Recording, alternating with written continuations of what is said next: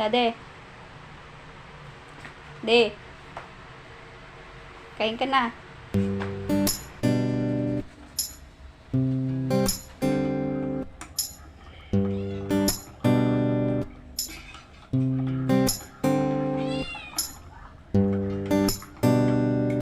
Masama talaga yung pakiramdam ko ngayon.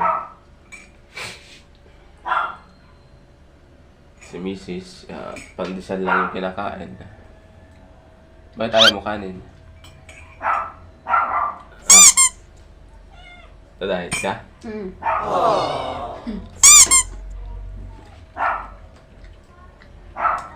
Tapos iinom pa tayo ng gamot. Bayat mo.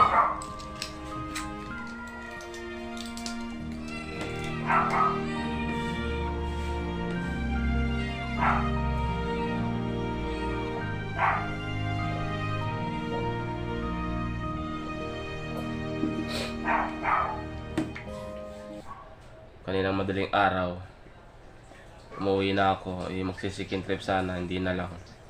Kaysa naman yung magsisikin trip nga ako, tapos bumigay naman yung katawan ko, useless din yung sasahurin ko na sabihin natin na malaki nga yung sasahurin mo, tapos yung katawan mo bumigay naman. So useless, baka mamaya kulang pa yung sinahod mo. So mas maganda kung nakakaramdam ng hindi maganda ay mag-ipahinga na lang kaysa yung pipilitin yung sarili sa trabaho. Kaya kailangan talaga na kailangan magpahinga din paminsan-minsan. Hindi yung puro trabaho ng trabaho na lang, kasi yung trabaho nandyan lang. Pero kung nagkasakit ka naman, baka mas malaki pa yung mawawala. Instead na magpahinga ka sang araw, baka pag nagkasakit ka, abutin ka pa ng 1 linggo. Di natin alam, di natin masasabi. Baka mamaya abutin pa ng 2 linggo. So, malaki yung mawawala. Kaya kung kagaya ko na nakaramdam na ako na hindi magandang pakiramdam kagabi, umuwi na ako, hindi na ako naghintay ng pangalawang biyahe. Kasi sa trabaho ko, kung kasi yan, per biyahe. Hanggat may biyahe pa, sige, go ka. Bali, pag naka-2 biyahe ka, 2 sahod din yun ibibigay. Kaya ganun, kaya kumukuha talaga ako ng second trip hanggat kaya ko pa. Yun nga lang, siguro dahil sa hindi maganda yung panahon, ulan, araw, ganun. Kaya bumigay yung katawan ko na ganito, parang tatrangkasuhin, ganun. Pero bumiyay pa rin ako kagabi kasi medyo mild pa naman eh. Nung nakaramdam na ako na hindi maganda-ganda, yun, umuwi na ako. Tapos uminom na rin ako ng gamot. Tapos nakapag-agpahinga. Tapos ito, ginising ako ng asawa ko para mag-almusal. Ayan. Tapos uminom ulit ako ng gamot pangalawa para yung lagnat, ganun, bumaba. Pero titignan ko mamaya pag gising ng 2:00 kung kaya natin bumiyahe. Kung kaya pa natin mamaya, papasok pa rin tayo. Kaya nga umiinom ako ng gamot para bumaba agad. Si Mrs. gumagawa ng yelo para sa small business niya. Kasi paano nakakabenta siya ng yelo. Ilan yung gagawin mong yelo, be? 10. Ubus na ba yung dati? Ubus na. Meron siyang soke. Laging bumibili sa kanya. 6, tapos 6 din. Bali 12. Minsan nauubos yung 20 na gagawa niya sa isang araw eh. Nakakagawa siya ng 20 peraso. Minsan nauubos yun. Napapaubos niya sa isang araw. Kaya malaking tulong yung pagtinda-tinda niya ng hilo dito sa bahay. Dagdag din yun sa gastusin pag naipon yung binta niya. Bali, ang binta niya sa isang yelo, 5 piso. Ayan.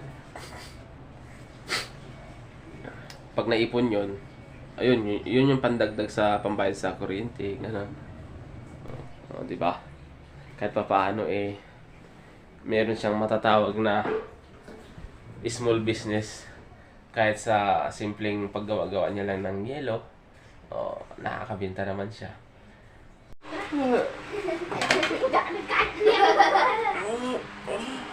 Tignan mo. Yak, sipon to? Sipon? Ayan na, alas 2 ng Sa ipin. hapon. Alas 2 pasado na. La! Papasok ako sa trabaho. Pipilitin ko kahit kan. Kaya pa naman. Kahit masama yung pakiramdam ko, papasok pa rin ako kasi kailangan kasi yung nagkikilos ako para pagpawisan. Kaysa naman yung sa bahay lang ako na nakahiga, gano'n. Sayang kasi yung araw na hindi ako papasok. Kasi wala naman akong gagawin sa bahay. Kaya pasukan ko na lang. Total kaya pa naman ng katawan ko. Pag na lang siguro, pag hindi na kaya yun, magpapahinga talaga ako. Kaya pa naman. Tsaka mild lang naman to, hindi naman yung totally na bagsak yung katawan ko Pero totoohin talaga, wala pa talaga akong pahinga. Diretso talaga yung biyahe ko dito. Kahit linggo, papasok talaga ako, bumabiyahe. Tapos kung may pagkakataon na mag-second trip, kumukuha talaga ako ng second trip para may pandagdag yung biyahe ko. Kasi ang biyahe ko dito, per biyahe. Pag nakadalawang biyahe ka, bali dalawa din yung ibabayad sa iyo, ganun. Bali magiging 2 days yung kan mo, isang araw mo. Pag nakadalawang biyahe. Yun ang kan dito sa amin, per biyahe siya. Kaya pag may second trip, go lang ako ng go. Basta kaya, ayan. Pag hindi naman nakaya, ayaw ko naman, umayaw naman ako. So, ayan, sinishare ko lang yung buhay ko dito. Kahit ganito yung sitwasyon ko, iba yung pakiramdam, bumabiyahe talaga ako para hindi masayang yung araw ko. Hindi masayang yung pag nandun lang ako sa bahay kasi wala akong gagawin. Kaya mas magandang papasok na lang ako, at least may kikitain pa ako. Ayan. Kasi ako lang talaga yung naghahanap buhay sa bahay. Kaya nasasayangan ako pag hindi ako pumapasok. Pag hindi ako nakakabiyahe, nasasayangan ako talaga. So ayan guys, hanggang dito na lang uli. So maraming salamat dahil na-open mo aking video. So next video na lang guys, gagawa na lang ulit ako ng video for my update. Thank you.